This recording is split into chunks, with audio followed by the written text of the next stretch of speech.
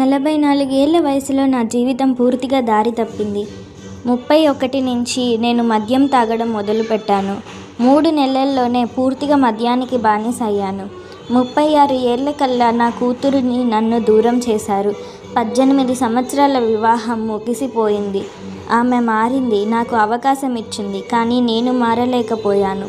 తాగుడు పెరిగింది, డబ్బంతా పోయింది. 37 ఏళ్లకు తల్లిదండ్రుల ఇంటి నుండి కూడా బయటకు వచ్చాను. చివరికి ఇల్లు లేదు, షెల్టర్ లేదు, బ్రిడ్జ్ కింద జీవితం. డ్రగ్స్ వచ్చాయి, అరెస్టులు, జైళ్లు, గుండె సమస్యలు. 15 నెలల క్రితం నా గుండె పనిచేయడం ఆపేస్తోంది అన్నారు. నాకు ఎవ్వరూ లేరు. అప్పుడే ఒక నిర్ణయం తీసుకున్నాను. ఇక చాలు. Detox, rehab, sober community. ఈరోజు 15 నెలలుగా సోబర్గా ఉన్నాను. 6 సంవత్సరాల తర్వాత మళ్ళీ పనిచేస్తున్నాను. డబ్బు లేదు, కానీ జీవితం ఉంది. నా కూతురు ఇంకా మాట్లాడదు, కానీ ఆమె ఎప్పుడైనా నన్ను అవసరపడితే నేను సోబర్గా ఉంటాను. ఇదే నా ఆలస్యమైన